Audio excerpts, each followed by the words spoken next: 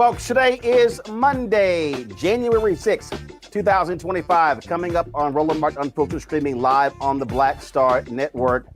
Today's Insurrection Day. 4 years ago, white domestic terrorists supporting Donald Trump stormed the U.S. Capitol, caused massive mayhem. Today, Vice President Kamala Harris certified the results of the 2024 election. Did you see any of her supporters storming the Capitol, beating up cops? No, you didn't.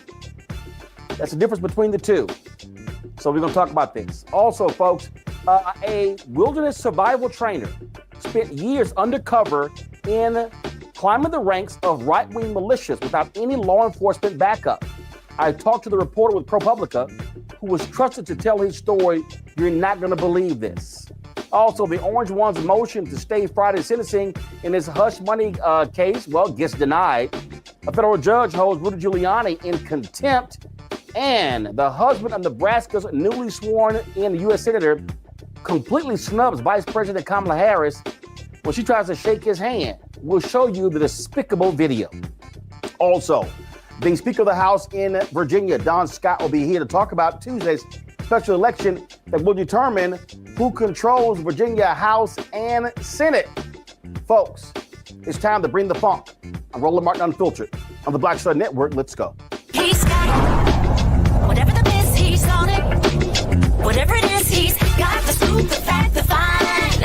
And when it breaks, he's right on time. And it's rolling. Best believe he's knowing. Putting it down from sports to news to politics. With entertainment just for kicks, he's rolling. It's the go, y'all.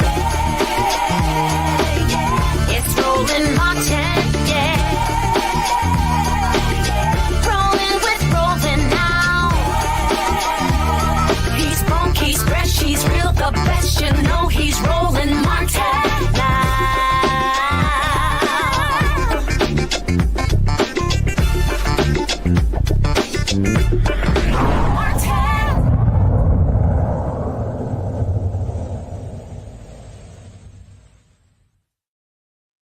4 years ago, folks, this is what it looked like in the nation's capital, Washington, D.C., as the House and the Senate tried to certify a 2020 election led by Donald Trump, his supporters. What did they do? They actually stormed the U.S. Capitol, causing massive mayhem. More than 1,000 people have been prosecuted as a result. This is what it looked like 4 years ago. And America still allowed Donald Trump back in the Oval Office. It goes to show you exactly what kind of people they are. All day across social media, MAGA folks have been making excuses. And they've been touting the fact that the election results were certified today for Donald Trump. But that's a huge difference between how Republicans acted 4 years ago. And here's the fundamental problem that we have. This is our biggest problem. The folks who tried to overthrow the election, they are still in power. They now control the House. They now control the Senate. They now control the White House. So what you're dealing with are insurrectionists, white domestic terrorists. And in fact, Donald Trump has actually pledged to provide clemency, grant pardons to these individuals. Don't be surprised if he does it from the U.S. Capitol on January 20th, because that's the kind of person that he is. And so just as a reminder to you all, we know where we were 4 years ago. I was in Atlanta. It was the day after Raphael Warnock won the runoff to become the United States Senator. And I stood there in Atlanta watching television, watching the scene unfold. Now, remember somebody asking me, how did you feel? And I said, chicken's coming home to roost. She said to me, you know what? You really shouldn't say that. Guys, turn the audio up because people need to remember what this was like. This was what it looked like at the U.S. Capitol 4 years ago.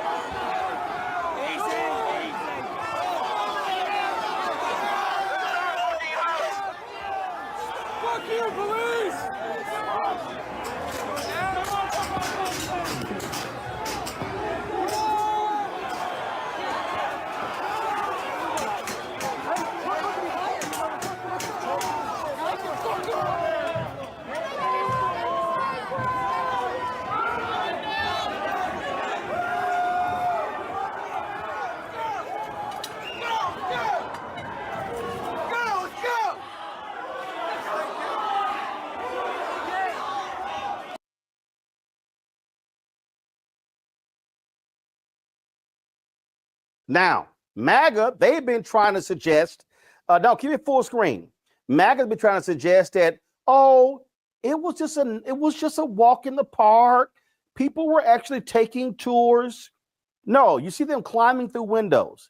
They were gouging the eyes out of police officers. They were attacking them with flagpoles. These people were creating mayhem. They had their Trump flags, their Confederate flags. And yet Republicans who condemned this, who said that, oh, these actions, we should never see this again. And what happened? These folks are back in power. That's what you actually see right now. I'm going to bring in my panel right now to talk about this because it's important for us to not overlook it. You got a lot of people across the country. They are talking about the certification today. I'm not solely focused on certification of the election because we cannot forget what actually took place 4 years ago and who was behind it. Dr. Julianne Malveaux, economist, president emerita at Bennett College. She's the author of Surviving and Thriving, 365 Facts in Black Economic History. Also, Dr. Amakongo Dabinga, senior professor of lecture, School of International Service, American University. He's the author of Lies About Black People, How to Combat Racist Stereotypes and Why It Matters. Teresa Lundy, podcast host of the Business Corner out of Philadelphia. Glad to have all three of you here. I want to start with you, Julianne. When we talk about this day, when we talk about what happened, you got the folks on the right who are like, oh, you know what? That thing shouldn't have happened. The folk, they were trying to overthrow the result of the election.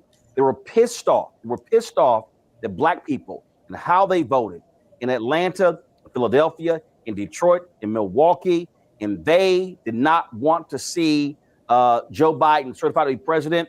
And this is a stain on America, and we cannot forget it. And we can't forget that the people who voted not to certify the election, including the current House Speaker, Mike Johnson, now all of a sudden they go, oh, things were fine, things were fair only because they won. Exactly.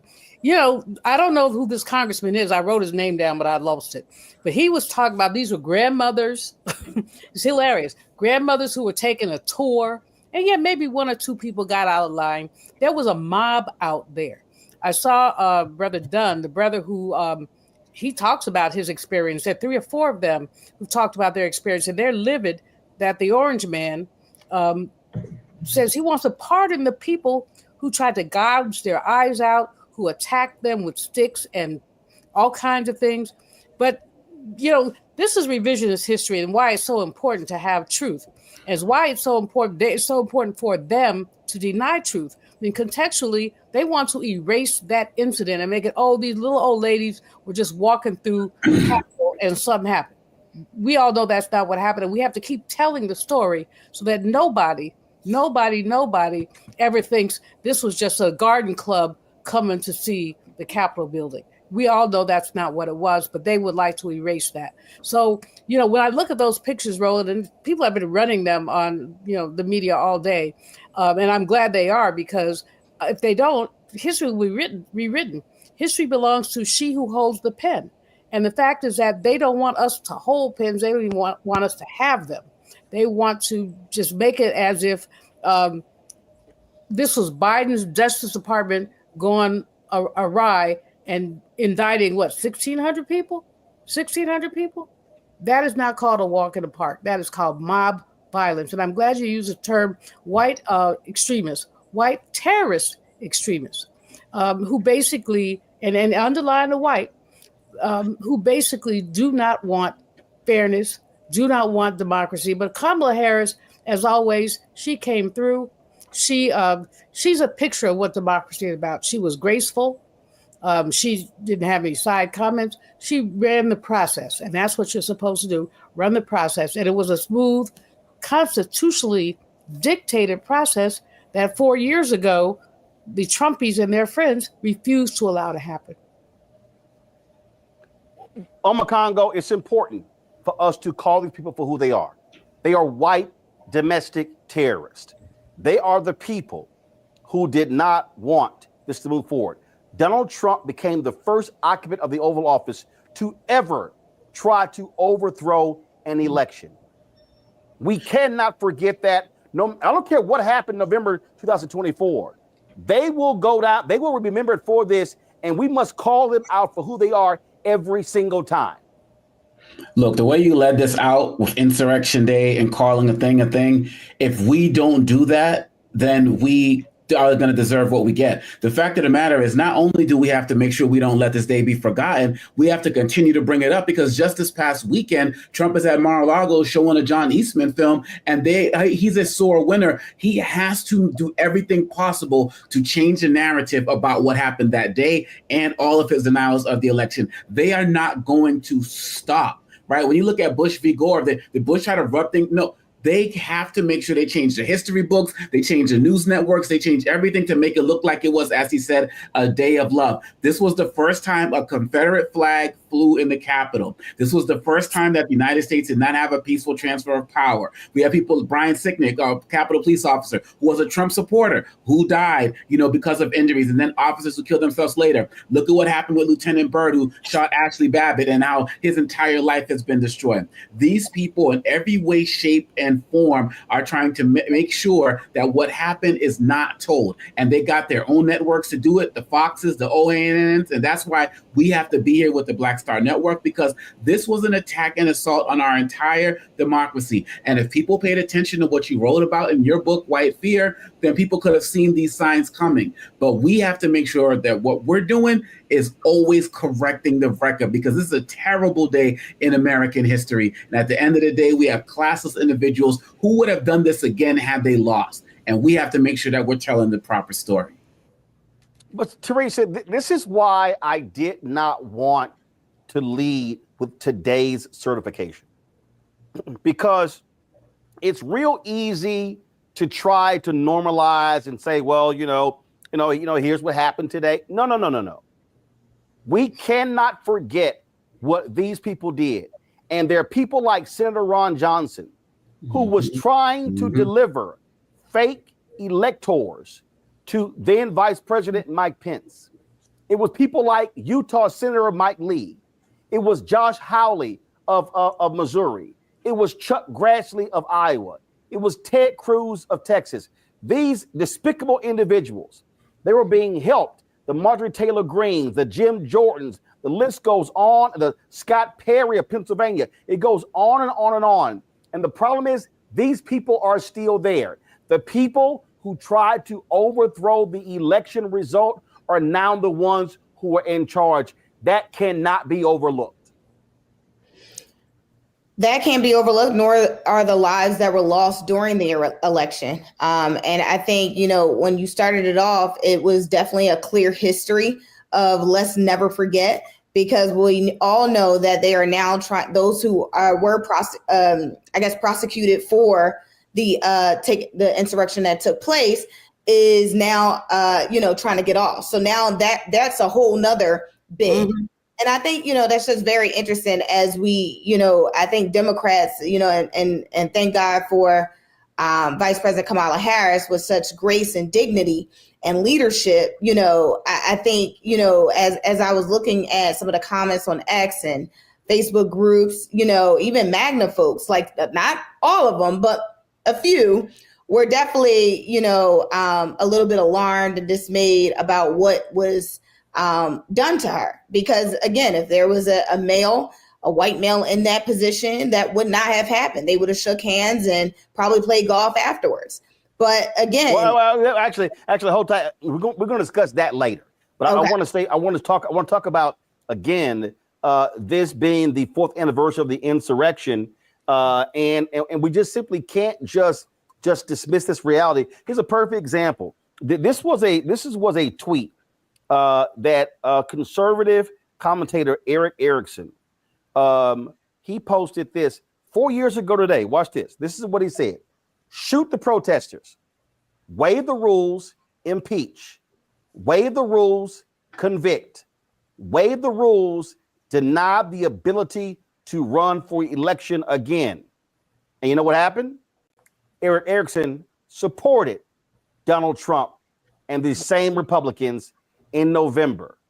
All Mitch McConnell stood on the floor and decried what took place. He and Kevin McCarthy put it at the feet of Donald Trump. But none of that mattered, Teresa. And it goes to show you the kind of people they are. They have no morals, no values, no principles, no ethics at all. No, you're absolutely right. And again, history will always repeat itself. I think Republicans are the main cause and effect when they always try to say, you know, let's not think about the history. Let's not think about slavery. Let's not think about the 1619 project. Let's talk about the future. But, you know, the future is literally 4 years ago, right? I think what Make America Great Again was literally, they talked about for the first 4 years was Donald Trump's position in office, and how yet people forgot, so many forgot when he was in office, how detriment it was to everyday working families, even though they tried to say that they were a party of working families. So it was very interesting. I think Democrats, definitely has seen a new strategy, right? But I think if we still keep it with integrity, if we still walk in leadership, if we still keep having conversations and spending funding where it should be, not just during election season or during the last 80 days or 100 days, but if we do it year round, I think when we start having the remember when conversations about the GOP and what Donald Trump and the MAGNA team has done to American people and American families, I think the conversations will be different in every city, in every electoral district. See, I don't know. I mean, Giuliani, I think the problem is that Democrats want to play a game, a political reality that no longer exists. And again, and Republicans tried the same game. I mean, it was Mitch McConnell. They could have actually convicted Donald Trump 4 years ago. Had they convicted Donald Trump, he would not have been able to run again, and all of these court cases could have moved forward. But they assumed that the insurrection was so bad that, his career is over. The American people won't tolerate this again. Well, they actually did. Here's Mitch McConnell again 4 years ago. I want everybody just to listen. These are his words on the floor of the United States Senate. President Trump is practically and morally responsible for provoking the events of the day. President Trump is still liable for everything he did while he was in office as an ordinary citizen. Unless the statute of limitations is run, still liable for everything he did while he's in office. Didn't get away with anything yet. We have a criminal justice system in this country. We have civil litigation. And former presidents are not immune from being accountable by either one.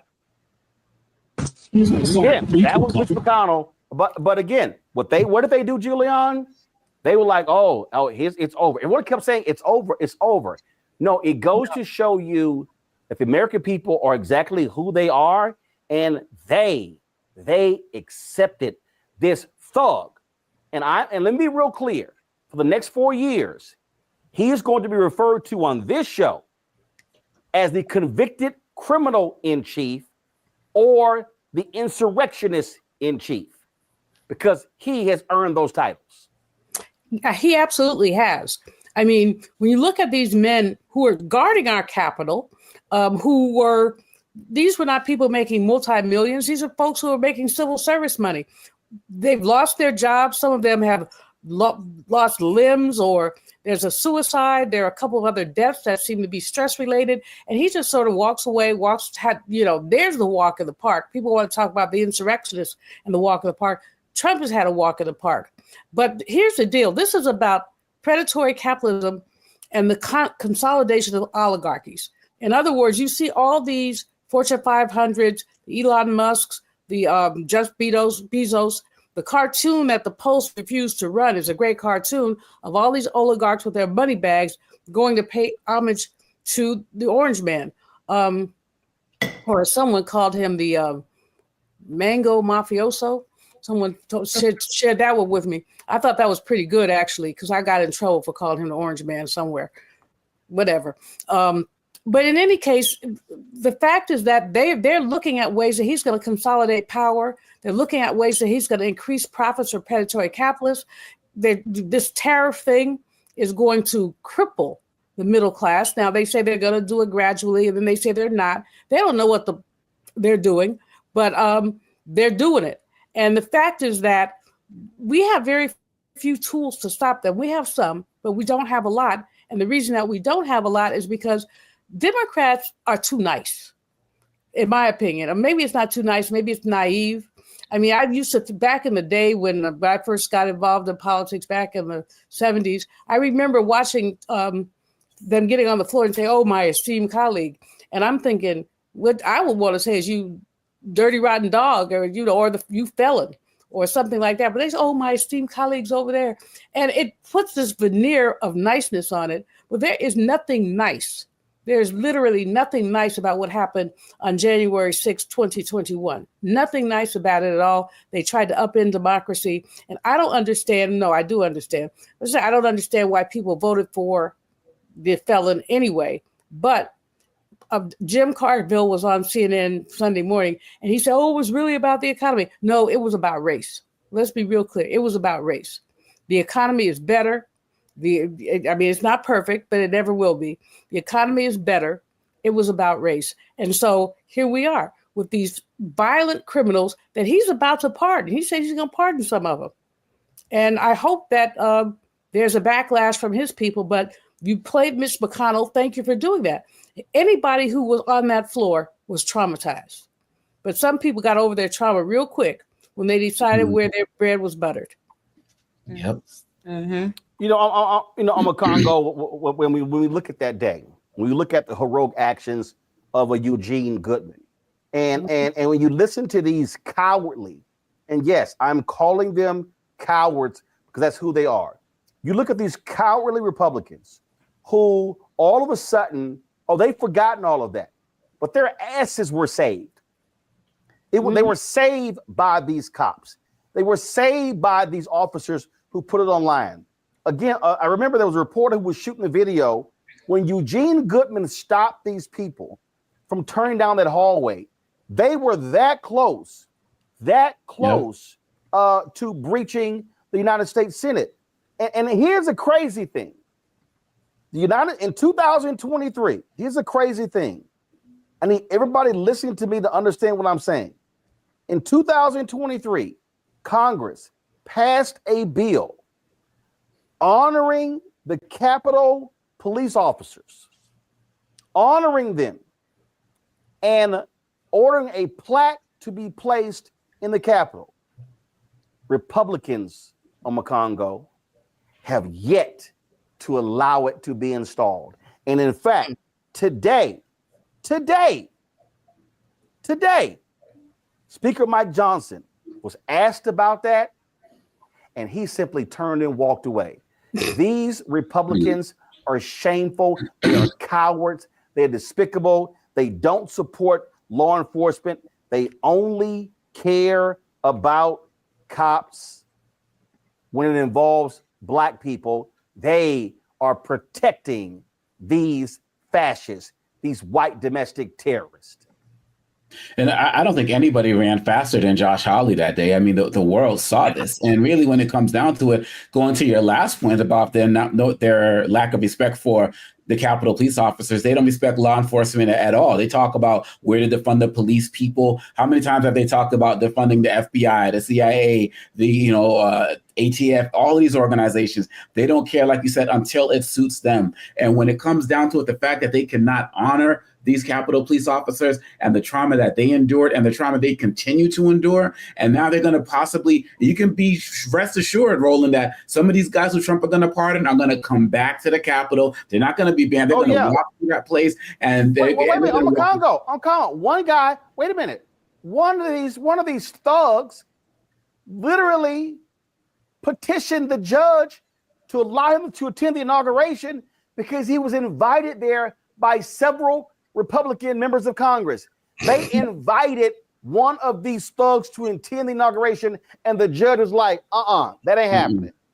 That's what's up. And I can guarantee those who may be out or may have avoided jail time, the whole convict choir, some of that going to play as well at this inauguration. Like, this is a criminal enterprise, and they're going to continue to do criminal things. And the fact of the matter is, it really bothers me that whatever laws in place, a speech and debate clause or whatever, that doesn't allow like House members or senators to be like prosecuted, because some of these guys were in on this. There was a guy who gave the tour the day before. Like, they were aiding and abetting these individuals. And they are not going to suffer any consequences. But we have to make sure that we have a long-term memory. We can't be forgetting these things. You're talking about this now. You're going to be talking about this next week. You're not going to let this be forgotten. But most people are going to be on to Jimmy Carter's, funeral tomorrow. They're going to be on to the inauguration the next day. They're going to be on to whatever's coming in February. We got, we got the midterms coming up, and we got to keep these things in mind. And you know who's also not going to forget? Trump is not going to forget. And he's going to do his best to make sure people don't forget, because he is obsessed with getting a proper narrative that's going to suit his ego. But if we continue to tell this story, we can help change the tide in 2026 when the midterms come up. And that's why I'm so happy with what you're doing tonight, Roland, because you're hitting it in a way that no other network that I've watched today has been doing. Igor Bobik with Huffington Post actually was in the gallery that day. And there was an almost 3-minute video that he posted. And this was the video was posted January 15, 2021. So it was 9 days later.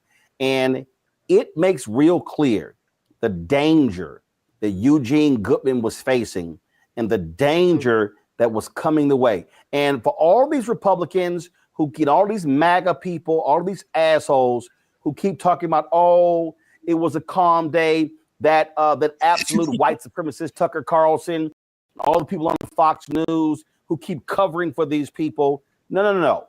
Let's remember exactly what it looked like in this video right here. Folks, watch this.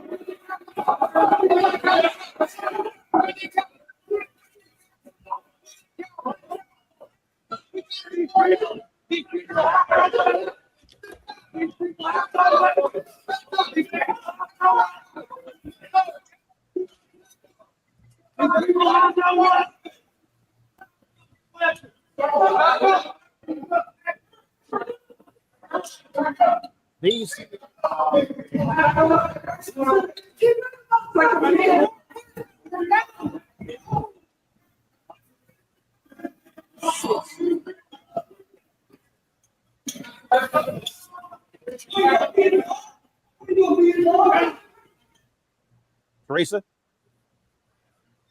Yeah. These are the people Donald Trump and Sister Patriots.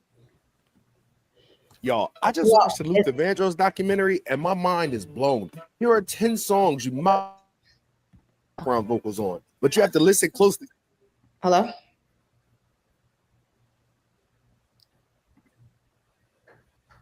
Teresa, go ahead. Okay, great. Sorry.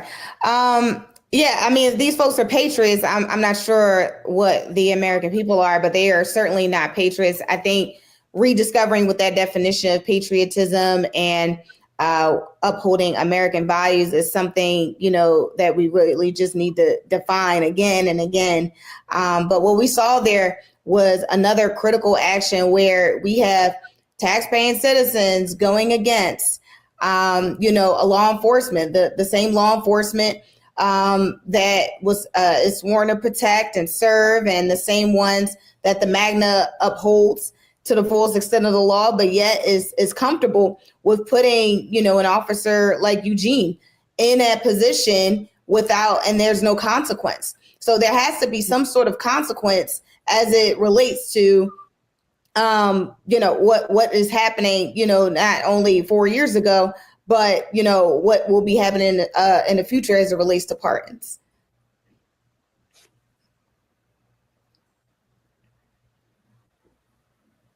I just want people to understand. I just want people to understand what is going on here. I want people to understand that the people who were in support of this, the people who were backing this, these people are still in power. They're going to be in charge of committees. They are going to be going after. They're going to be going after the January 6th committee members. Don't be shocked at all if they try to go after Congressman Benny Thompson, former Congresswoman Liz Cheney. That's what they are going to do. And so, you know, just understand exactly what is actually going to happen. Let me go to a very quick break. When I come back, we'll talk about what happened today on Capitol Hill.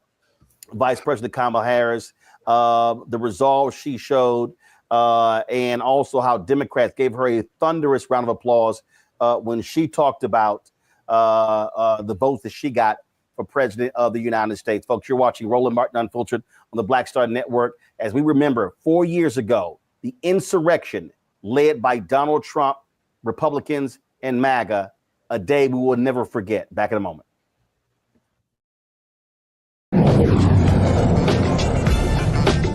Now streaming on the Black Star Network.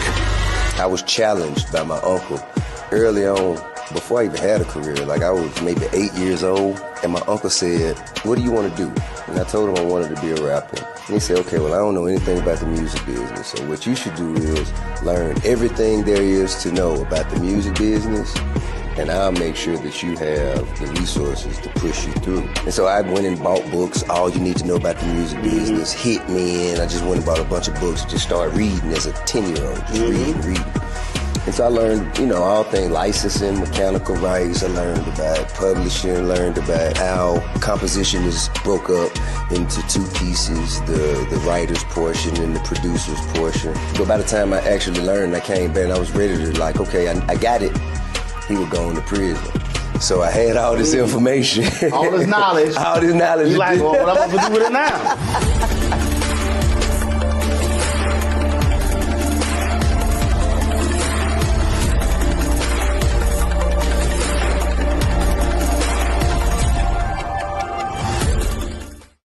Hi, I'm Isaac Hayes III, founder and CEO of Fanbase. Fanbase is a free-to-download, free-to-use, next-generation social media platform that allows anyone to have followers and subscribers on the same page. Fanbase was built through investment dollars from equity crowdfunding from the Jobs Act. People just like you help build Fanbase, and we're looking for more people to help build Fanbase. We are currently raising $17 million in a Regulation A crowdfund on Start Engine. We've already crossed $2.1 million, but we're looking to raise more capital from people just like you that deserve the opportunity to invest in early stage startups without having to be accredited investors. So right now, I'd like you to go to startengine.com/fanbase and invest. The minimum to invest is $399. That gets you 60 shares of stock in Fanbase right now, today. And then use Fanbase to connect with friends, grow your audience, and be you without limits.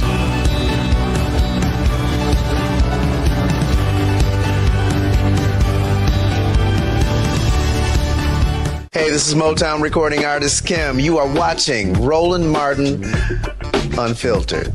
Hey, boy, he always unfiltered, though. I ain't never known him to be filtered. Is there another way to experience Roland Martin than to be unfiltered? Of course he's unfiltered. Would you expect anything less? Watch what happens next.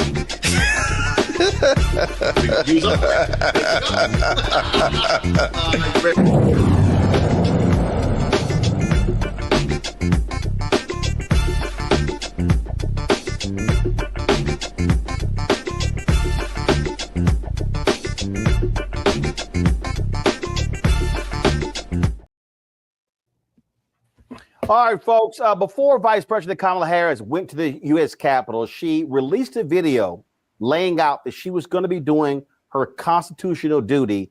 This is what she released to the American people. Full transfer of power is one of the most fundamental principles of American democracy.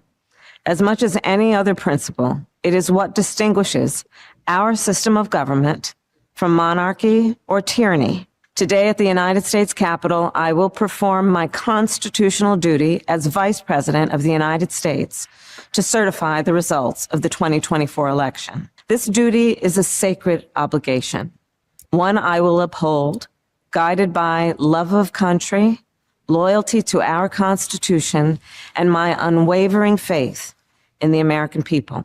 As we have seen, our democracy can be fragile, and it is up to then each one of us to stand up for our most cherished principles and to make sure that in America, our government always remains of the people, by the people, and for the people.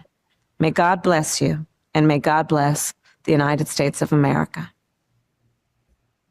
And of course, that was a powerful moment today in the U.S. Capitol when she was reading the vote totals and Democrats did this.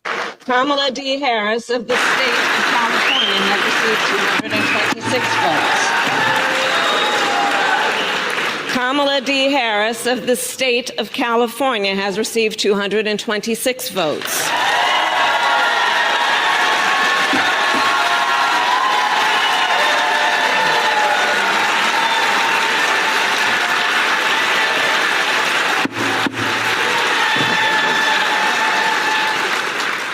The whole number of electors appointed to vote for Vice President of the United States is 538. Within that whole number, a majority is 270. So the votes for Vice President today on Capitol Hill as the results were certified. One of the things that I said after the election is that we must be focusing on upcoming elections. And coming fast and furious. And I talked about Wisconsin as a state Supreme Court race that comes up. Yet because of some elections in November, you've got two special elections in Virginia that could determine whether or not Democrats will still control the Virginia House and the Virginia Senate. Joining us right now is the Speaker of the House in Virginia, Don Scott, to talk about that. He joins us right now. Speaker Scott, glad to have you back on Roland Martin Unfiltered. So explain to people what's going on with these special elections that are taking place on Thursday. Well, thank you, Roland. So good to be with you again, homeboy. I just wanted to just say that these elections are very important in Virginia. This will begin the next election cycle after the presidential. We did not get the outcome that we wanted, but it's important that we all get back on our horse and go back to work again. So I'm excited about these elections tomorrow. Here in Virginia, we have a Senate race and a House race. We had a member of the Senate who was elected to Congress, Suhas Subramaniam, and vacated his seat in the Senate here in Virginia. So one of my members in the House is running for that seat. And so we have another member, his name is Kanan Srinivasan, and another gentleman from the community, JJ Singh, who will be the first turban-wearing Sikh to ever seek office here in the United States of America. And so he is going to, he stood for office and they're on the ballot tomorrow. JJ has an experience working with Senator Chris Coons. He's worked for a lot of different organizations. He's a real estate developer, does a great job, and we're excited about the election that we have ahead because it's so important for us to keep the majority in the Senate. We have a 21-19 majority, now 2019 because the seat is vacated. And we have a 51-49 majority in the House, and it's 50-49 now because that seat is vacated. So tomorrow, if those seats flip to Republicans, we would be at a 20-20 tie in the Senate and a 50-50 tie in the House. We feel confident, though, that we will win those Senate seats tomorrow, the Senate seat and the House seat tomorrow, and maintain our very slim majorities here in the Commonwealth of Virginia. And of course, the general election is in November. And the thing that I have been explaining to people is that what we have been seeing is how Republicans have wielded power on the state level. Most Democrats are in control on the state level. It also goes to show how they were able to enact a lot of different things. And so the focus can't all just be on what happens in Washington. I keep saying state houses matter, state Senate matters, governor mansions matter. Also, who controls the state Supreme Court also matters. Absolutely. We have here a very slim majority. And I think people need to realize in the Commonwealth of Virginia, we have a $88 billion budget. And right now, I'm the Speaker of the House, the President of the Senate Pro Tem. She's also Chair of Finance and Appropriations as a Black female from our community. We have unprecedented power, unprecedented access to get things done here in the Commonwealth of Virginia to make sure that we do good by all Virginians. So I think that it's important that we know that this November, they want to beat us. We have a Republican governor, and they want to take back the governor's mansion. That'll be on the ballot this year. And they want to take back the House. All 100 seats will be up in November. So we will be reaching out to all communities, especially the African-American community, especially African-American men and women, to make sure that we know that they know that we're engaged and we're working for them. But we want to make sure that we reach out to all Virginians to make sure that we create an economy that works for everybody. We believe that every child deserves a first-class public school education, and we want to make sure that this economy, the education, keep our teachers, that we'll be able to do that if we continue to keep the majority here in the Commonwealth of Virginia. And we talk about, again, what Washington, D.C. does is one thing, but so many of the battles that we're seeing, reproductive rights, DEI, things along those lines, a lot of these battles are happening on the state level. And so who controls the individual houses absolutely matters. And in the case of Virginia, we saw it, with the stadium bill and some other things. The governor wanted to do one thing, but he was stopped and thwarted by Democrats controlling the House and the Senate. Yeah, and the governor ran on trying to roll back reproductive freedom rights here in the Commonwealth of Virginia, and we stopped him. And this year we have a constitutional amendment to enshrine bodily autonomy for women, bodily freedom in our Constitution. And we expect to pass that bill this spring and send it to the voters in November. We're going to pass a bill to restore felons' rights, where the governor can't keep former felons who've paid their debt to society, that are tax-paying, contributing members of our communities, taking care of their families, that they can no longer not participate in the vote. So we're going to put a constitutional amendment in place that'll be voted on by the voters in November here to restore automatic restoration of felon voting rights. And then finally, we're going to make sure that, that we respect every adult's right to marry whoever they love. And we're going to make sure that we put that on the ballot and make sure that we take away in our Constitution right now, there is a ban on same-sex marriage. We're going to take that out and let it go back to what it is, which is a civil proceeding that happens in the Commonwealth of Virginia every single day.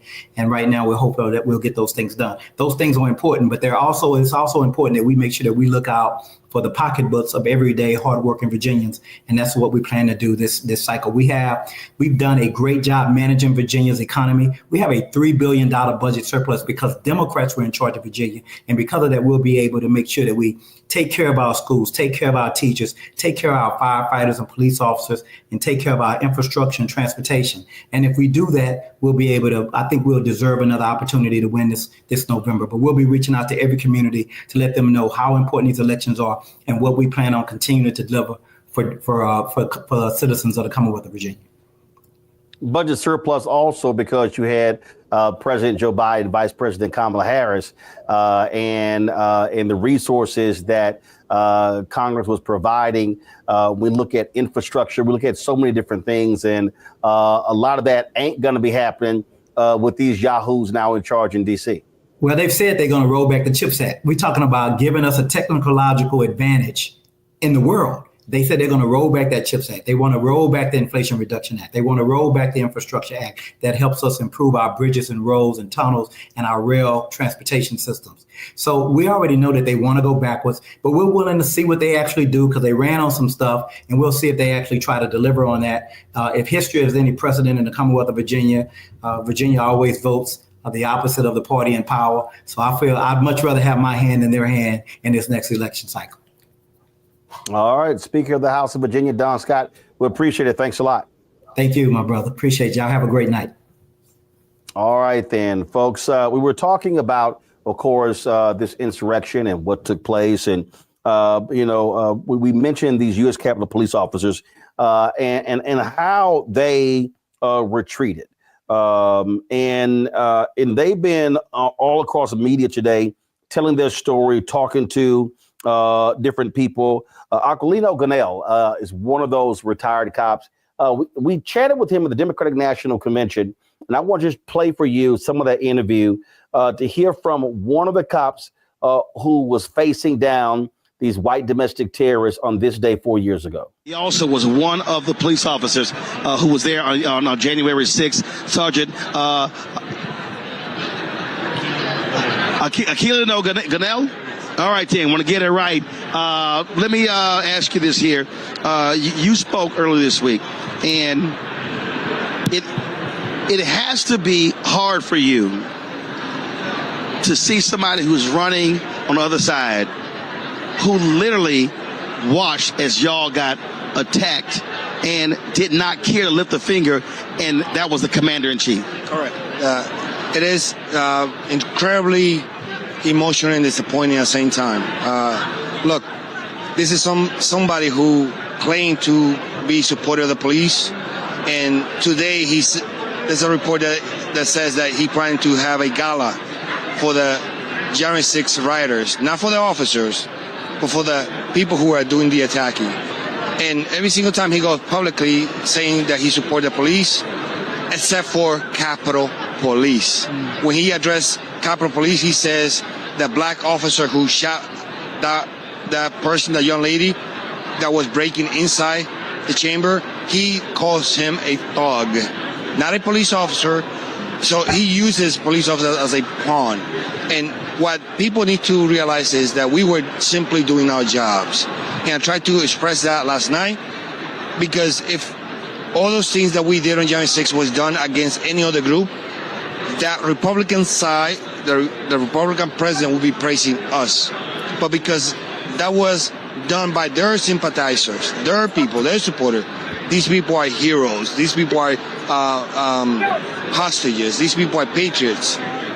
And if there are those things, then who are we, the police officers, to them? Who are we? Look, I never asked for this. Donald Trump invoked those people to come to the Capitol. Capitol Police did it. We did it. We were simply defending ourselves, doing our jobs. And if it wasn't because Donald Trump called them to the Capitol, none of those things would have happened. It's very disappointing that the majority of the people don't, from the Republican side, continue to support somebody who sent them up to kill their elected officials, and we were in their way. And we protected Nancy Pelosi just the same way as we protected AOC or Lindsey Graham or Josh Hawley. It didn't matter to us. We were simply doing our jobs. And because of that, they call us traitors instead of heroes, or acknowledge the bravery that we did on that day. Sergeant, we appreciate it. Thanks for your service and appreciate your words. Thanks a lot. Thank you. Folks, the folks at a Lincoln Project put out this ad today that spoke about what took place 4 years ago. We know what we saw. We know what we heard. It wasn't spontaneous. They came prepared for battle. Body armor, chemical weapons, zip ties. Their mission, to overturn an American election. We will never concede. Outnumbered, brave law enforcement officers fought hand to hand to save our democracy. Many were wounded. One died the next day. Post-traumatic stress syndrome drove 4 January 6th heroes to suicide.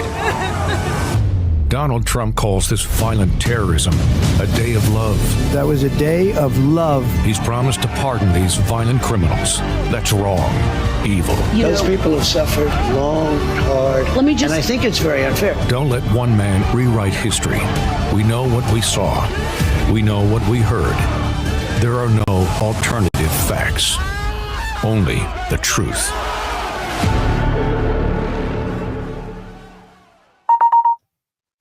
Wow, quite the powerful ad there. And I also want us to remember what the nation's newspapers look like on January 7th. Do y'all remember this?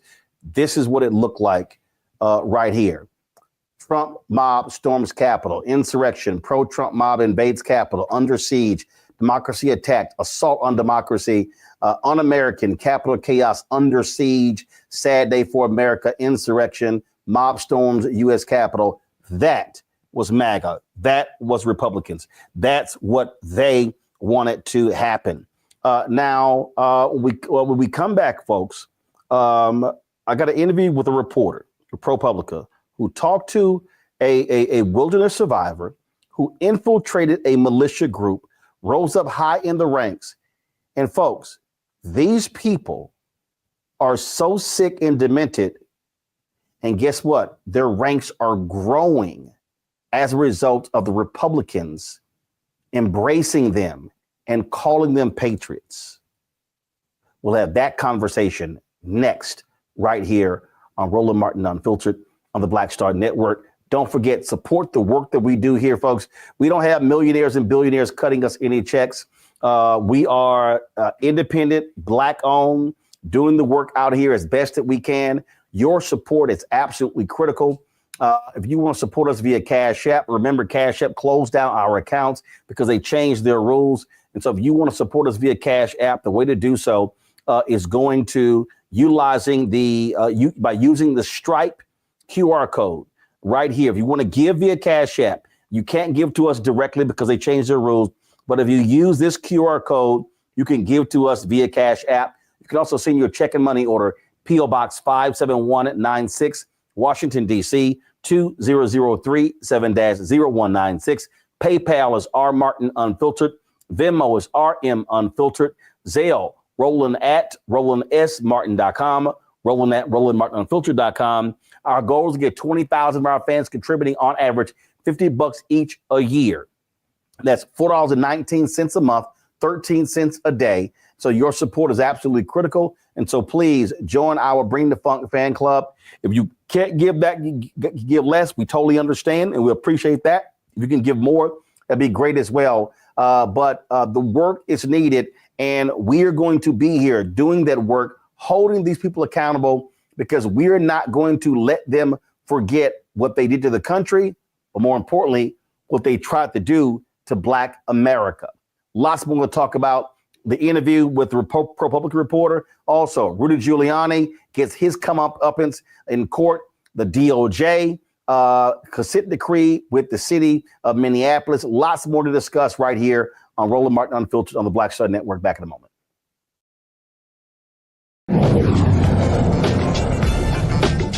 Now streaming on the Black Star Network.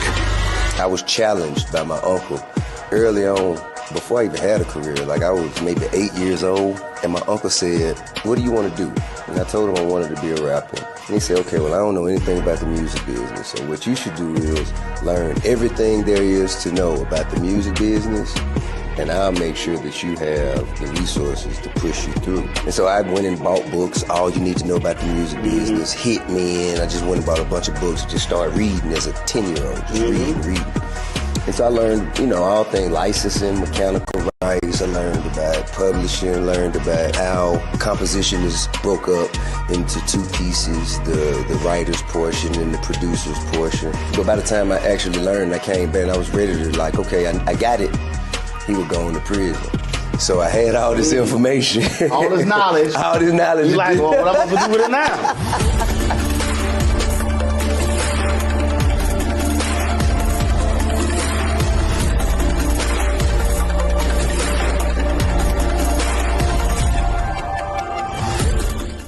What's up, y'all? Look, Fanbase is more than a platform. It's a movement to empower creators, offering a unique opportunity for everyday people to invest in Black-owned tech, infrastructure, and help shape the future of social media. Investing in technology is essential for creating long-term wealth and influence in the digital age. The Black community must not only consume tech, we must own it. Discover how equity crowdfunding can serve as a powerful tool for funding Black businesses, allowing entrepreneurs to raise capital directly through their community through the Jobs Act.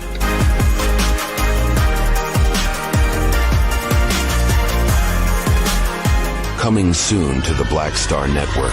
But y'all, when you're on that stage, or when you're and you're seeing 2 and 3 or 4 generations in the audience, that's got to speak to you about the power of what y'all have become. Oh, most definitely. I think we were doing our show before our tour, before our break, and remember, I was watching this kid. I could not take my eyes off him because he was about 9 or so. He was sitting in the front row with his over on the right hand side. Yes. I was amazed that this kid knew everything, and I was like tripping to see how many songs this kid actually knew. And he knew them all. And he knew them all. We had to go over there and bring him on stage and take a picture with him, you know, at the end of the show and stuff, because it was just that amazing. It's like, this is crazy. You know, the music travels everywhere, you know, like what Philip was saying, seeing this young kid, then you hear our songs on commercials, cold commercials. Then you have the younger ones that hear our music in animation.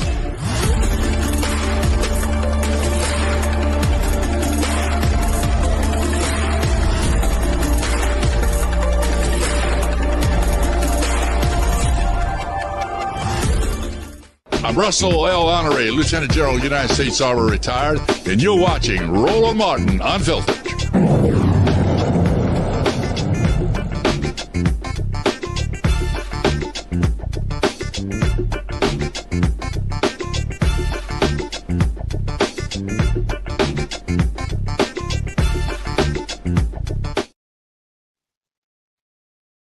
We'll be discussing the thousands of MAGA idiots, the urging of Donald Trump, who rushed the U.S. Capitol 4 years ago in hopes of stopping the certification of the 2020 election.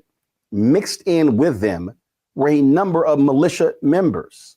These individuals, of course, had guns on the outskirts. They were sitting here with twist ties. They were ready to do battle. According to a recent ProPublica report, right-wing militias also participated in the terror attack. In a piece called "The Militia and the Mold," reporter Josh Kaplan details how a freelance vigilante spent years undercover, climbing the ranks of the militia without the help of the police or the FBI. He didn't tell his family or his friends. He did talk to Josh, who I spoke to earlier, about his story. Josh, I found this story to be absolutely fascinating, especially on today, January 6th.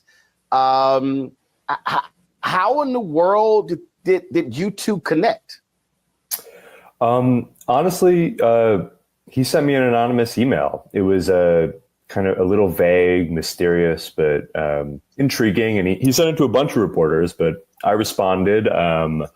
And, you know, to be honest, at the time, I wasn't expecting much. I was skeptical at first, but you know, this was over 2 years ago, and eventually, I came to receive this extraordinary inside trove of secret documents, and to learn about this secret undercover operation that this man had been conducting for over 2 years.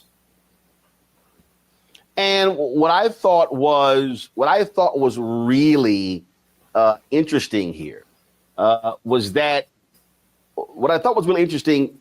He didn't want to reach out to the FBI. And this guy just went alone. I mean, that's dangerous as hell. Yes, no, it was dangerous. It was incredibly stressful. He was under an enormous amount of pressure. He, I think, was fighting off paranoia. But he, in part, I think, because of his own tumultuous, he has a history with law enforcement that has made him very distrustful of the police. But he also believes that the police have been ineffective at combating the far right in America. And so rather than trying to work as an informant, he concocted this kind of freelance undercover operation. The thing I think that this reveals the most, and those of us who've been reporting on this, covering this, and you have folks like Clay Travis, who they're trying to downplay the reality of white domestic terrorism in this country. But the reality is Christopher Wray, the FBI director, was on point when he said that white domestic terrorism was the number one threat in this country. And for the right wing to try to deny this is just nonsensical. Yeah, I mean, and it's important that this sort of messaging, like it's not just people trying to spin things. It really matters in terms of these groups' strength and these groups' ability to pose a threat that leads to things like January 6th. I mean, one thing I found in this reporting, and I talked to a lot of militia members too, is that right after January 6th, even leaders in these groups thought they might go extinct. That they would not be able to survive the backlash. And it's easy to forget now that there was a time when in mainstream conservative politics, the January 6th Capitol rioters were pariahs. But by the summer of 2021, prominent politicians like Trump started changing their tune and talking about the rioters as patriots, as political prisoners. And that had a measurable, concrete impact on these paramilitary organizations. It really started to put the wind back in their sails, so that before long, they were getting so many new recruits that they were struggling to keep up. Yeah, and this is the thing that I think people need to understand what's going on. Donald Trump goes down to Waco, and they have this celebration, if you will. He's there, of course, where the Branch Davidian standoff took place. You've got MAGA who yells, Republicans, they yell, oh, Democrats defund the police, yet Republicans want to defund the FBI.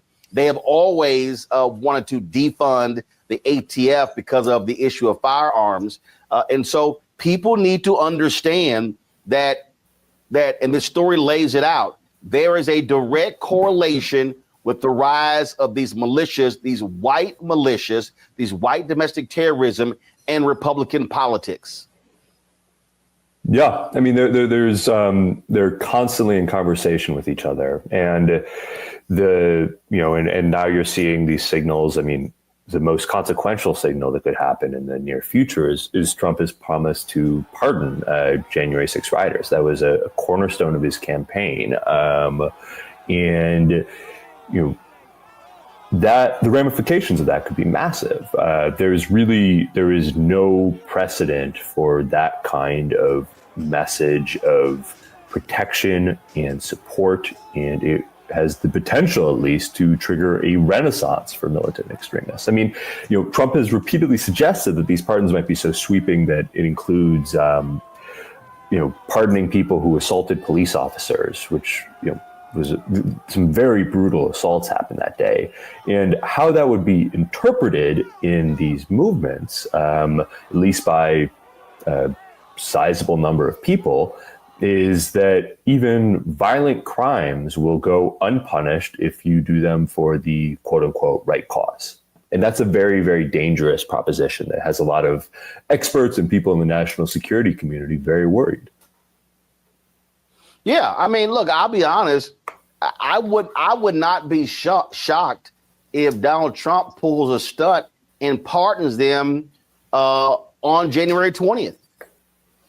He said he's going to do it on day one. He might do it at the Capitol during a speech. I mean, this is how, and I said this on my show, that if he pulls that stunt, Biden and Harris, Jeffrey should stand up and walk off the podium.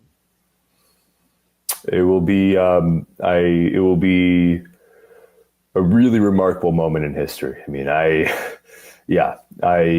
don't think anyone knows what to expect if that happens.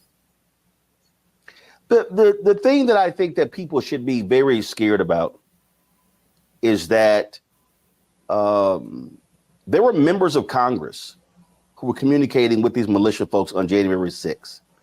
And when you call them patriots, you basically are giving them the stamp of approval. And what they're saying is that we're going to protect you at all costs. And what this mole has revealed after 2 years to you should scare the hell out of a lot of people, because these militias, they have friends in very high places. Yeah, I mean, I think exactly how far up the connections go, still not clear. I mean, these militias, I think, have an incentive to brag, to make themselves seem more connected than they are. So, there certainly is there's an ideological kinship and a support coming from the very highest echelons of power in the Republican Party that has a real impact. I don't know about actual concrete relationships, to what extent that happens. But they do have a lot of, there's a remarkable number of active duty police officers, some high ranking, who are members of these groups or friendly with these groups. And that is something that these militias put a high priority on. They one of the things I was able to learn by going through these files and doing these interviews was how incredibly strategic, almost bureaucratic these militias approach building these relationships with law enforcement, because they view this as fundamental to their success. Because one of the, I think, defining characteristics of these groups is they do dangerous, armed vigilante operations, in the all over the country.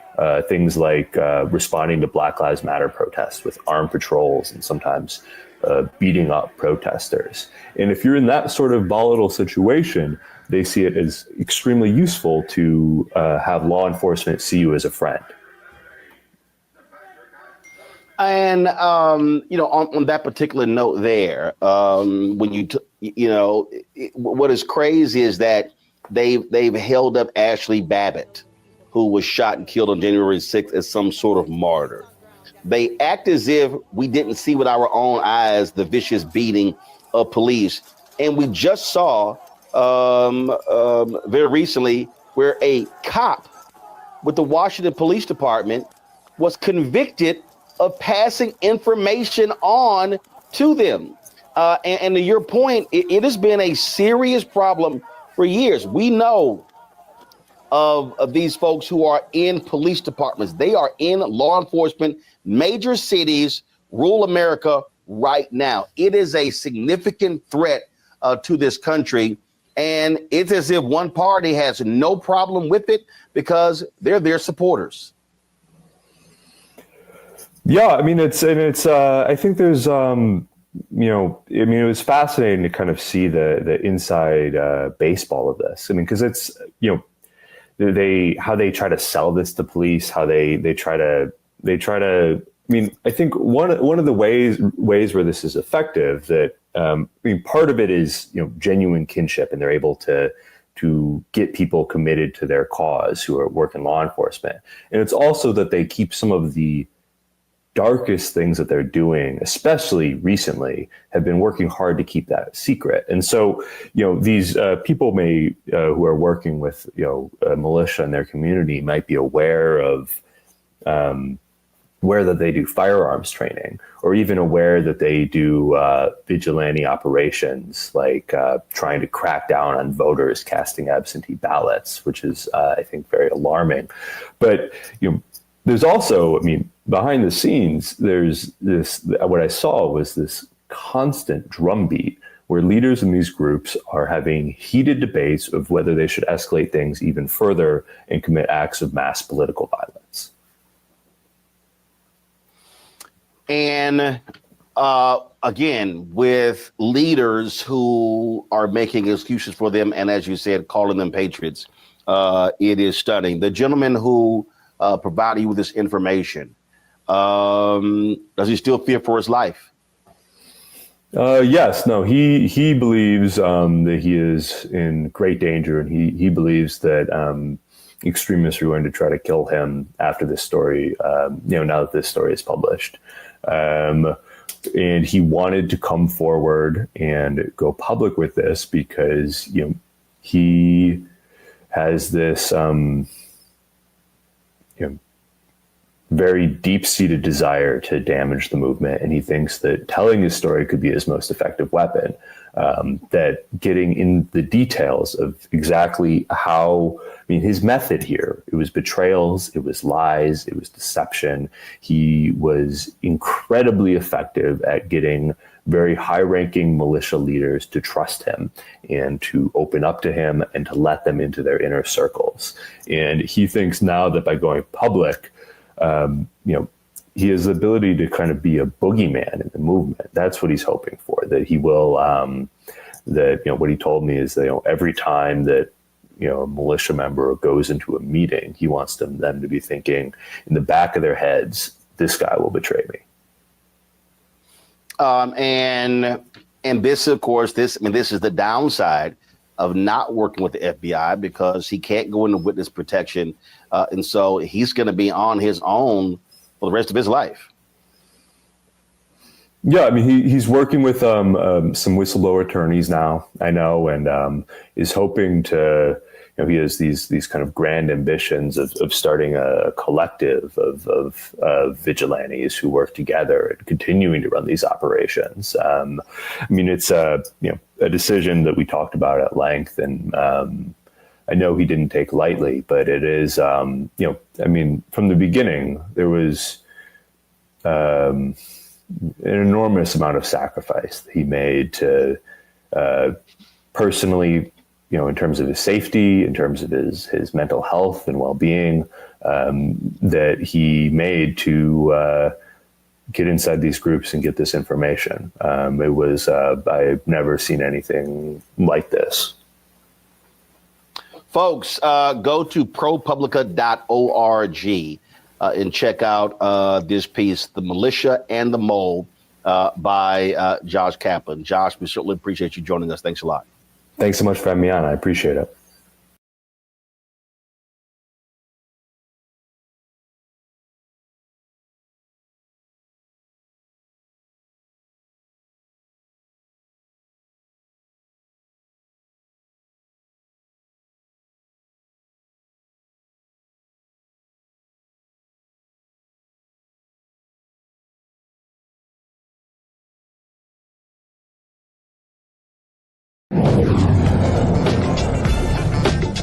What's up, y'all? Look, Fanbase is more than a platform. It's a movement to empower creators, offering a unique opportunity for everyday people to invest in Black-owned tech, infrastructure, and help shape the future of social media. Investing in technology is essential for creating long-term wealth and influence in the digital age. The Black community must not only consume tech, we must own it. Discover how equity crowdfunding can serve as a powerful tool for funding Black businesses, allowing entrepreneurs to raise capital directly through their community through the Jobs Act.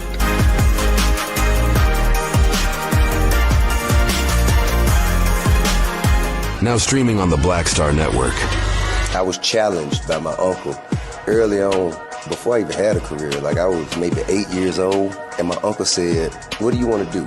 And I told him I wanted to be a rapper. And he said, "Okay, well, I don't know anything about the music business, so what you should do is learn everything there is to know about the music business, and I'll make sure that you have the resources to push you through." And so I went and bought books, All You Need to Know About the Music Business, hit me, and I just went and bought a bunch of books to start reading as a 10-year-old, just reading. So I learned, all things licensing, mechanical rights. I learned about publishing, learned about how composition is broke up into two pieces, the writer's portion and the producer's portion. But by the time I actually learned, I came back and I was ready to okay, I got it. He would go into prison. So I had all this information. All this knowledge. All this knowledge. You're like, well, what am I supposed to do with it now?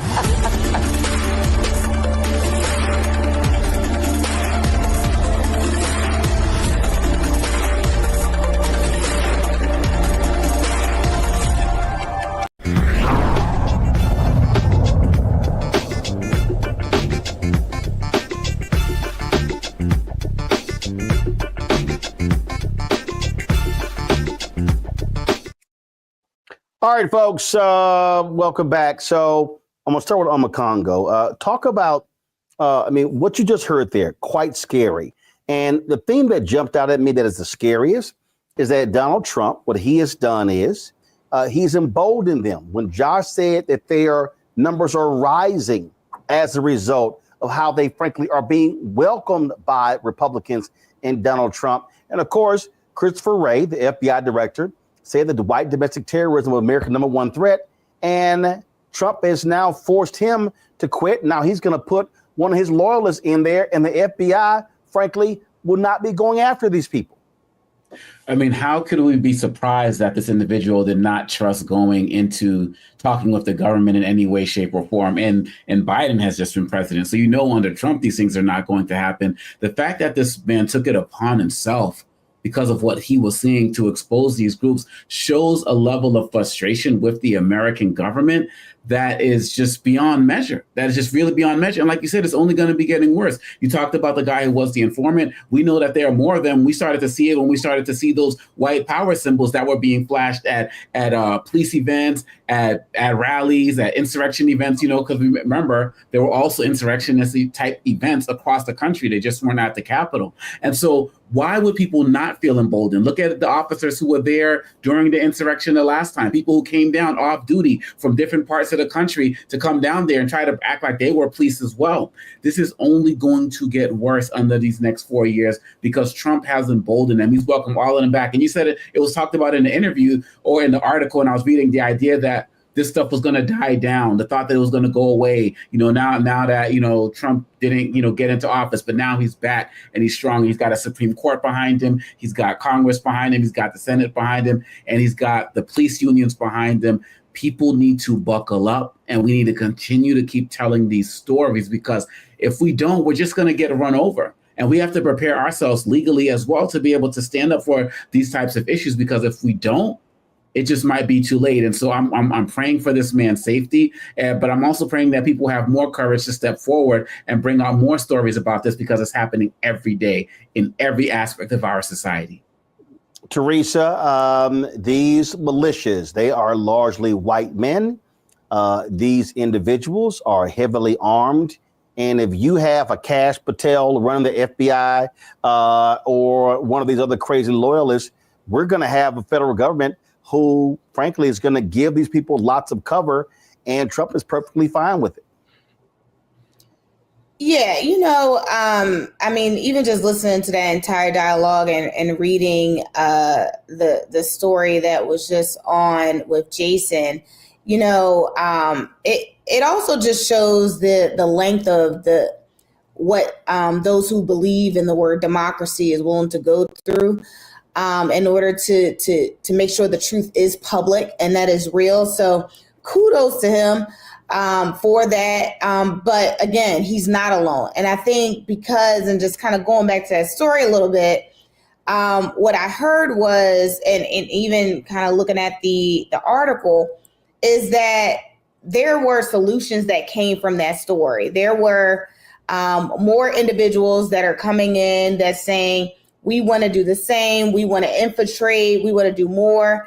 And I think it's going to get to a point where, since we do have all these disturbances inside of the Oval Office and the federal, and apparently it looks like the Supreme Court, I think there is still hope where Democrats and those that are independent, we're going to start using some common sense when it comes to doing the right thing. I'm hoping.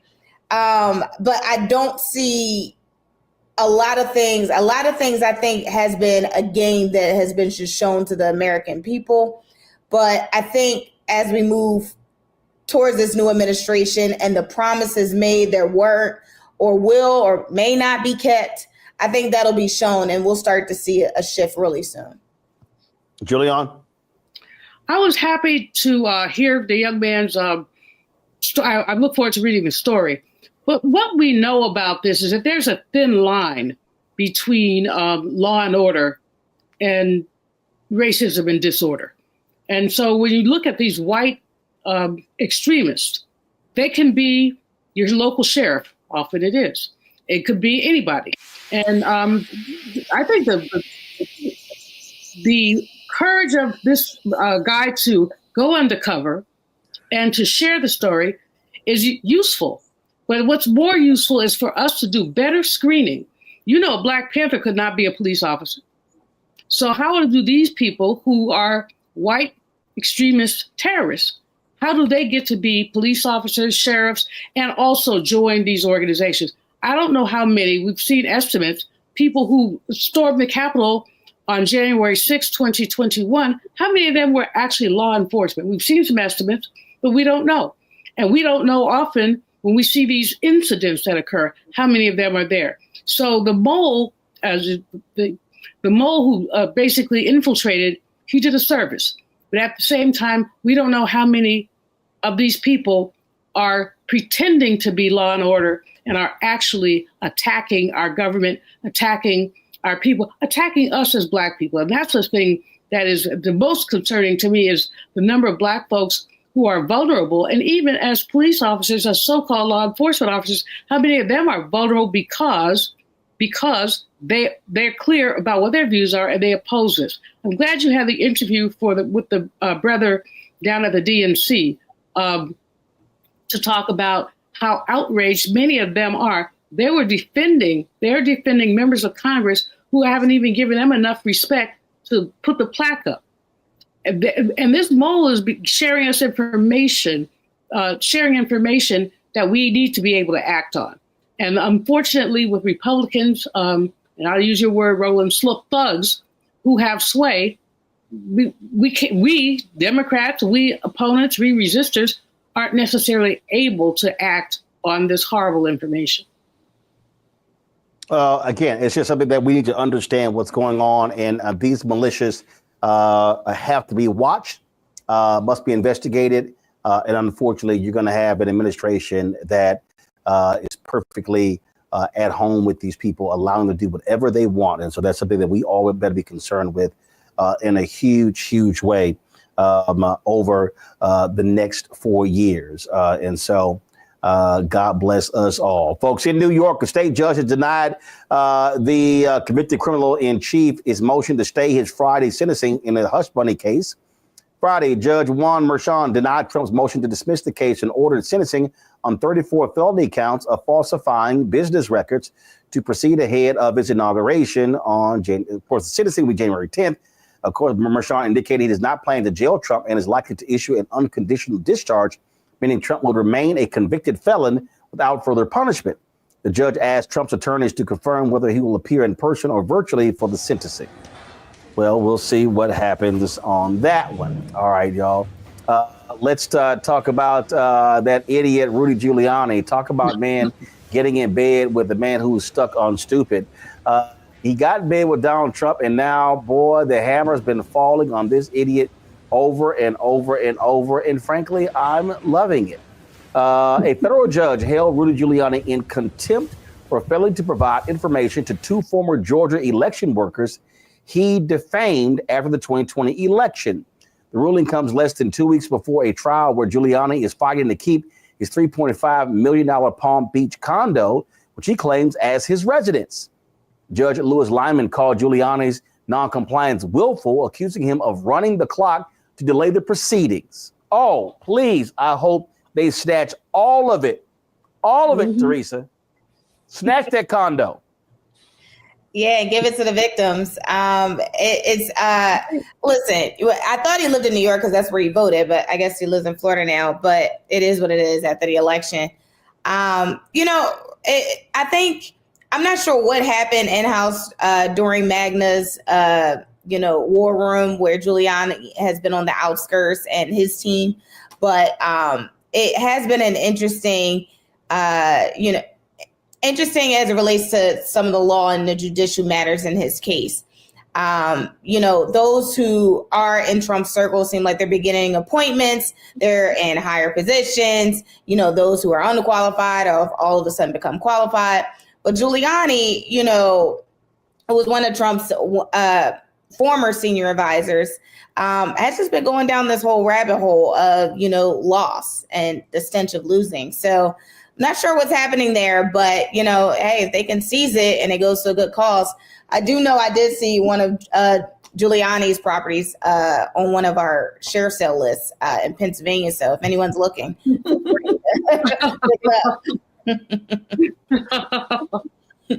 again, Giuliani for me, Giuliani, snatch it all. Snatch all of it. Look, I said we'll do a broadcast from it when they get control of the New York apartment. If they get that condo, hell, we'll do a show from there too. I think that's a great idea, Roland. I mean, I think that these women need to get everything. He made their lives miserable. He doxed them. He made their lives miserable. And why did he do it? Because he's a racist pig and because he could. He basically, and he picked their name out of a hat. He didn't know whether they did anything or not. They didn't do anything, but he didn't know that. There are all kind of electors, but these were black women. And so because they were black women, he felt that like Malcolm said, most disrespected and neglected. And therefore, he decided to go after them. Well, now he's got his chickens have come all the way home to roost. And his chickens or his property is about to leave the hen house because I do believe that those sisters will prevail. They probably won't get everything, but they should get most of it. And the judge has ruled. And of course, his snarky behind, he refuses to comply with the law. But again, his bestie is the orange man who also refuses to comply with the law. So, there are two things that you have to do to be in Trump's circle. One, you have to refuse to comply with the law. And two, you probably have to have sexually harassed or raped or something, some woman. You go way up in his esteem if you have those two things going on. Omakongo? Of all of the things that have frustrated me throughout this whole process, the story of Ruby Freeman and Shay Moss is one of the ones that's like at the top of my list in terms of how they have treated ordinary people and how they've attacked ordinary people. They did everything possible to destroy the lives of these two black women. And the fact that they had the courage, so many people, look at all of these Congress folks who are cowards, who are afraid to stand up to Trump and Giuliani, all of these senators, all of these corporate guys who are afraid. And these two women who don't have any of the type of means that these guys have stood up and were protected by us and by the community. And so it's a story of incredible courage that black people have demonstrated, but it just always sits in a negative fashion with me more so than so many of these other stories. And the fact that they continue to not quit. Yeah, there's stories of people showing up at their houses. They can't pass out their business cards, all of these things. And the fact that they still keep going. I don't know why Giuliani hasn't been put in jail yet. He needs to be, but this is America's former lawyer or whatever they called him before. And now he can't do anything because these two sisters are making sure that they get their due, and more power to them. It's just love and support and respect for everything that they're doing. And he deserves more than what he's getting right now in terms of the penalties that he's facing.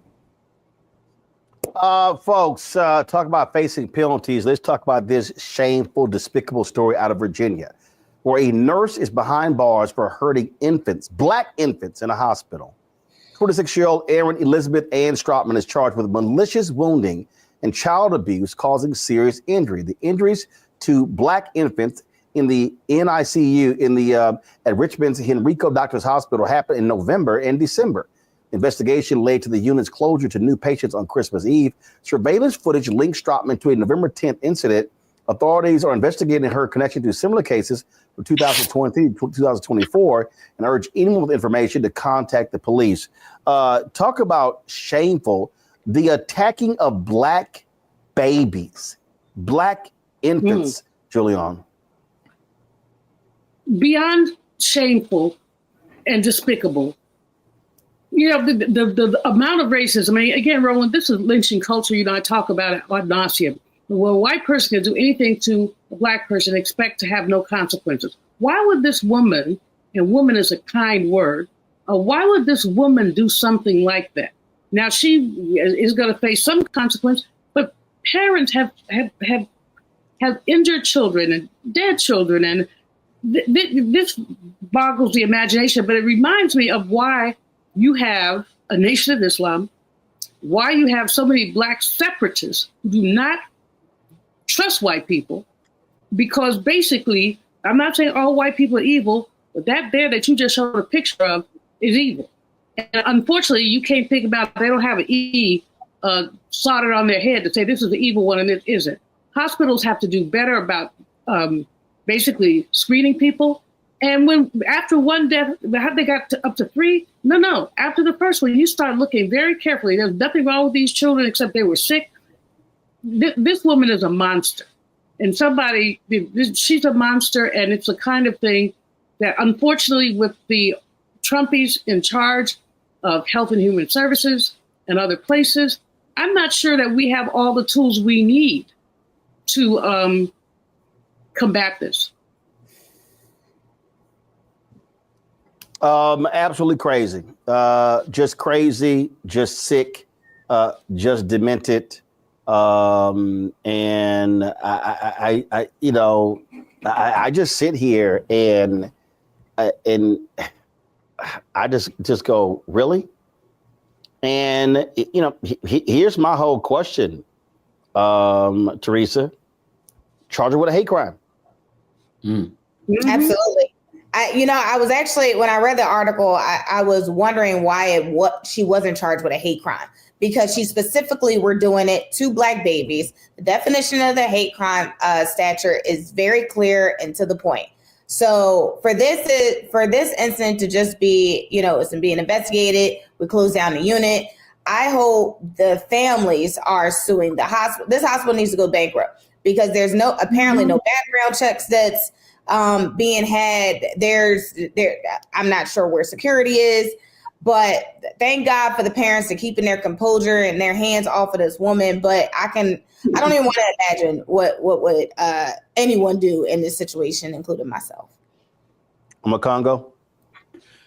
People need to be very careful as it relates to black folks in this country, because so many of us are really at a tipping point of everything that's going on, with all of the ignorance, the shamefulness, the violence and all of that. And going off of Teresa's point, we've seen some of the videos that you've shown here on Black Star Network of black folks who just ain't having certain things be said to them or thrown at them. And now you want to throw babies into it. People are just going to start. I fear that people are going to start retaliating in ways that are not going to be helpful to them. But at the end of the day, this pent-up frustration, what part of our community is not under attack? Dr. Malveaux said that this is lynching culture. She's been working on this book. This is absolutely lynching culture in a country that used to cut babies out of black women's bellies who were enslaved. Like, how long do they think people are going to stay silent and just go through legal remedies? We always want to make sure that people are doing their best to respect the law and have these trials and go through that process. But black people are human beings too. And I don't see this happening to any other group at this type of level in terms of how we're getting hit from all angles. And it's just a matter of time, in my opinion, before some people just decide that enough is enough. Well, folks, if you want to see classless, despicable, shameful, just trifling as hell, this is what took place on Friday when Nebraska U.S. Senator Deb Fischer was being sworn in by Vice President Kamala Harris. Her husband, Bruce Fischer, is a professor at the University of Nebraska at Lincoln. Look at what this bastard did. Hi. You want to come here, Bruce?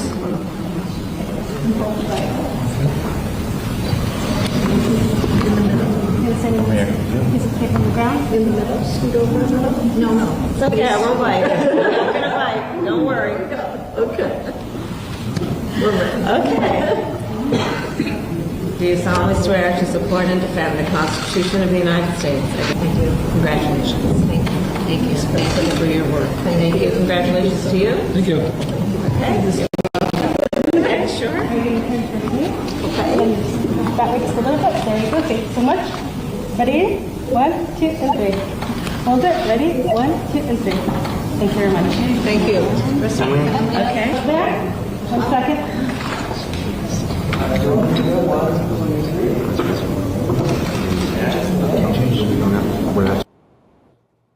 Now, Bruce Fisher had a cane in his right hand.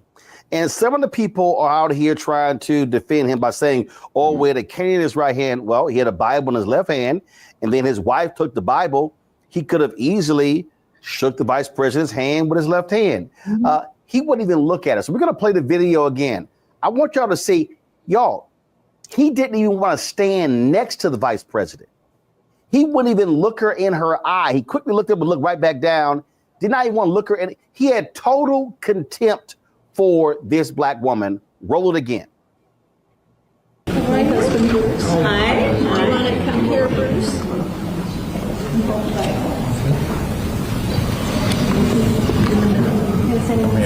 Is it kick on the ground? In the middle? Scoot over a little? No. It's okay. We're bite. We're going to bite. Don't worry. Okay. We're ready. Okay. Do you solemnly swear to support and defend the Constitution of the United States? Thank you. Congratulations. Thank you. Thank you. Thank you for your work. Thank you. Congratulations to you. Thank you. Okay. You're welcome. Okay, sure. Are you going to turn for me? Okay. Then just that way just a little bit. There you go. Thank you so much. Ready? 1, 2, and 3.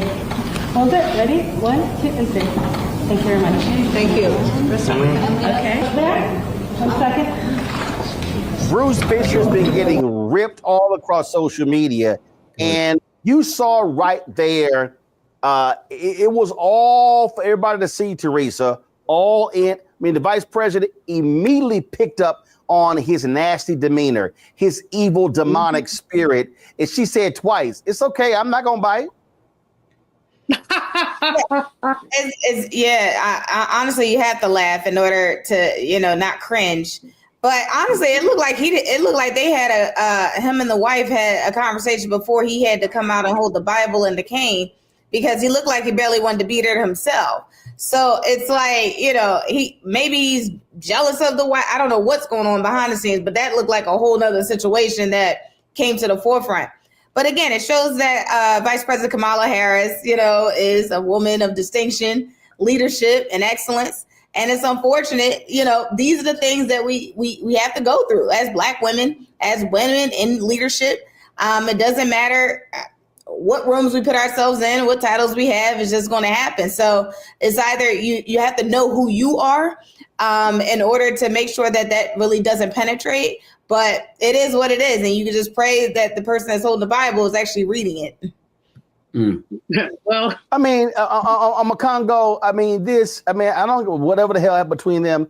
She had to basically tell him, stand here. He did not want to be near the vice president. I mean, it's just like, as they say, school on Sunday, right? No class. At the end of the day, these guys just don't have it in any way, shape, or form. And also being a professor, like, I can't imagine walking into my classroom with my students and having them see me do something like that, to be ashamed to stand next to somebody, to look like I'm disgusted by somebody, not extend a hand to the vice president. Why didn't he just choose to not get up on stage? You know what I'm saying? It's like he wanted to get up there and embarrass her in some way, shape, or form.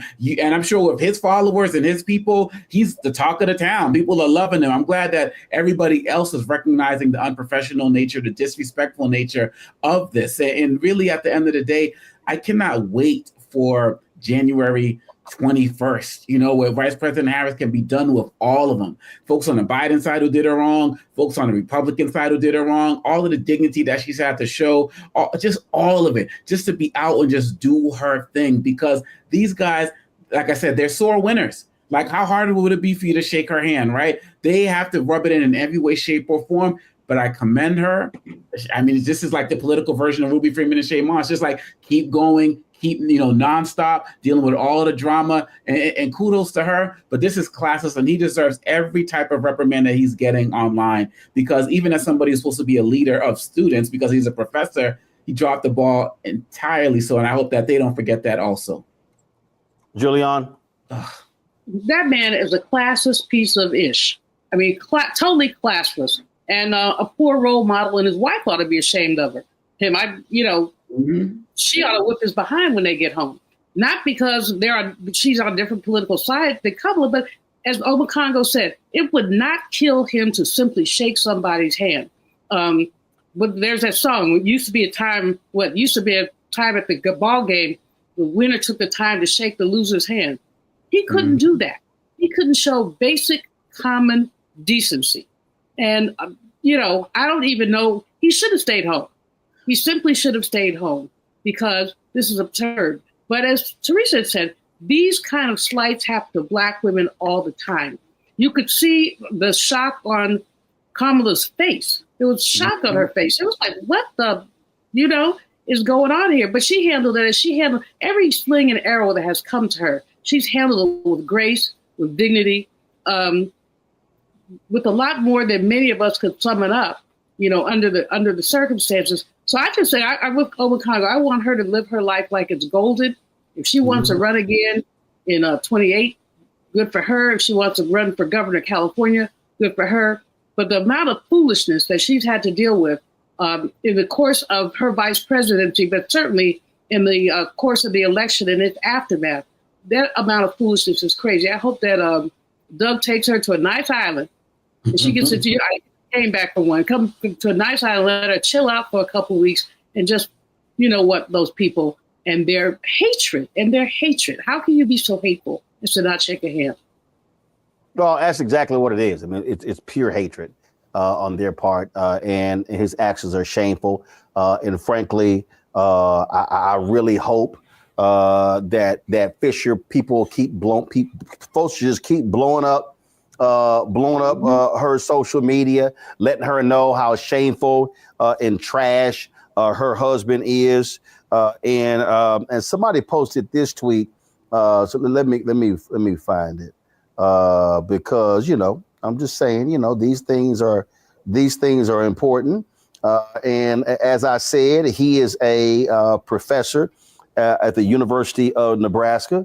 So if any of y'all, this was posted by James Felton Keith. And so any of y'all desire, if y'all want to let Bruce Fisher know how you feel, his office phone number is 402-472-4274. That's 402-472-4274. His email is bfischer, BFISCHER @unomaha.edu, BFISHER @unomaha.edu. So you know what? Just let him know how you feel. Just saying. All right, folks, the Minneapolis City Council approved the federal consent decree with the U.S. Department of Justice to reform policing practices within the Minneapolis Police Department. The agreement comes after a 2-year investigation following the murder of George Floyd. The DOJ found a pattern or practice of civil rights violations within the MPD. Advocates aim to finalize the reforms before the inauguration of the convicted criminal in chief. Of course, he doesn't give a damn. They oppose many of these measures, calling them part of a war on police.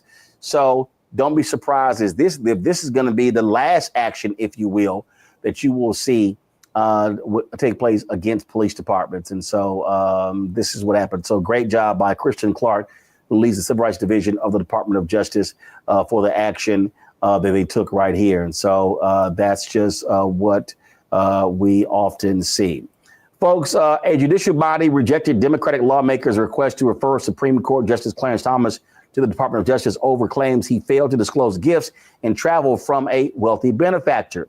Thomas says he was advised that such personal hospitality did not require disclosure. He's a lying asshole.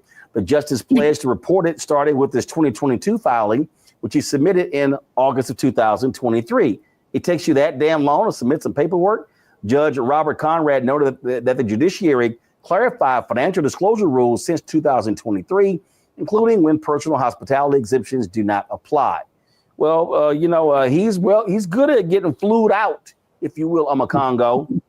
And there's no doubt that Clarence Thomas is one of the most corrupt Supreme Court justices we've ever had. I mean, the gifts that he has taken from these rich, these billionaire benefactors are enormous, more than any other justice. Matter of fact, more than all the other justices combined. It's just disgraceful. I mean, we can talk about judges and rulings that we don't like and condemn rulings, but the character, the lack of character with this man and the way he just completely crapped over the entire justice system over the course of his entire career and tried to play it off as the guy like, oh, I just love being at home and being in my RV in the parking lot of a Walmart and just played it off and just completely lied. And people wonder why there's such a negative view of the Supreme Court. And this was the guy who was supposed to replace, Thurgood Marshall, like seriously. And we see, and now Trump has the judiciary, the Supreme Court under him as well. But this man is the poster child of corruption. He's the poster child of lack as it relates to the judges. And the fact that we can't have a system in place where Supreme Court judges have to follow the same rules that all other judges across the country are supposed to follow. And then they come up with a code of ethics that they're not even going to enforce. This man with his wife, the insurrectionist, right? They are a disgrace on every single level. And I'm glad that he continues to be exposed because it's completely shameful, but it's also illegal and he hasn't suffered full consequences for it. Giuliani. Well, he hasn't suffered consequences and he probably won't. He has been the darling of the right wing since he was nominated. They went looking for him. I mean, you do not find black folks like that sitting in your backyard. They went looking for him and elevated him carefully through EEOC, through, they went looking for it. And he has never respected law. And then that Jenny, his wife, I mean, he should really be put off the court because of her. I mean, because of her own complicity. But again, that will never happen. Clarence Thomas is a disgrace, not to the race, because we don't claim him, we just call him Uncle. But he is basically a disgrace to justice. He's a disgrace to the court. I mean, until Trump, there has been enormous, even though, as Owakongo said earlier, we may not agree with Supreme Court decisions. We've even looked at some things like the Cheney, the case where blacks have no right, Cheney, where blacks have no rights and whites are bound to respect. And we've been able to say things like, well, they're coming from a slaveholding background, et cetera. We can explain it. The only thing that we can explain with Clarence Thomas is lack of integrity and avarice. Those are two defining aspects and anti-blackness. This is a brother who hates himself. He truly does. If you go back and look at some of his Supreme Court writings, they're blood-curdling because of the self-hate. The things that he said about his own sister, when he said she got mad if her welfare check didn't come. So this is a hating man. He hates himself. He hates black people, but he loves money. He's very avaricious, and he has no integrity. There you have it. Owakongo. Look, I think at the end of the day, one of the issues that I have with Biden is that they didn't look to expand the Supreme Court to try to make this person irrelevant. Maybe it wouldn't have happened and so on and so forth. But the way that there has never really been anything of substance done to really challenge him and the Supreme Court in general, because, I mean, some of these guys, the Kavanaughs who just lie to get on, like just all of that, we really don't have an institution as relates to the Supreme Court anymore, or at least one that's going to work in our favor. And so what are we supposed to do with this? We have to go harder in 2026 as it relates to these midterms. We have to go harder with the next presidency. And I think Giuliani said this at the beginning of the show. One of us said this. Democrats have to stop playing nice when you have people like him who have no care or love or respect for the system and just milk it in every way, shape, or form. What are we going to do about it? We're going to report about it. We're going to talk about it. But the people who have some type of levers of power need to go harder on him if they want to have any type of semblance of respect for this system. And because clearly right now it's completely shot by those of us who actually care about a judicial system. Indeed. All right, folks, that is it for us. I appreciate y'all being with me on today, my first day back since the new year started. So happy New Year to all of you. Thank you very much, Teresa Amakongo and Giuliani. Folks, don't forget, support the work that we do. As I keep saying, look, we don't have millionaires and billionaires cutting us checks. You've got these conservative folks out here. I mean, they're building new 10, 11 acre compounds, all this sort of stuff along those lines. And we're just simply out here covering the issues other people are not going to cover, talk about the stuff that actually matters to our people, which is critically important. And look, what we do here, nobody else in Black-owned media is doing. Byron Allen has gotten rid of nearly everybody at the Griot. April Ryan announced that she's leaving. What we do here, Essence doesn't do, Black Enterprise doesn't do, Ebony doesn't do, Blavity doesn't do. None of these folks are doing what we're doing. So your support is critical. We're looking to add 2 new shows in 2025. And so we hope to make that happen. I'm looking at reels and talking to people as we speak. And so the goal is very simple, to get 20,000 of our fans contributing on average $50 each. There are some of you who have been supporting us from day one for the last 6 years, and we appreciate every single dollar. And so if 20,000 of our fans contribute on average $50 each, that's $1 million. That is tremendously offsets a lot of our expenses that we have every single year to do the work that we do for all of you. And so we want your support. And so if you want to support us via Cash App, you can't give it to us direct via Cash App because they've gotten rid of our accounts. They changed their rules. And so to contribute to us via Cash App, please use the Stripe app. This is the QR code right here. And all you got to do is click the Cash App pay button to contribute.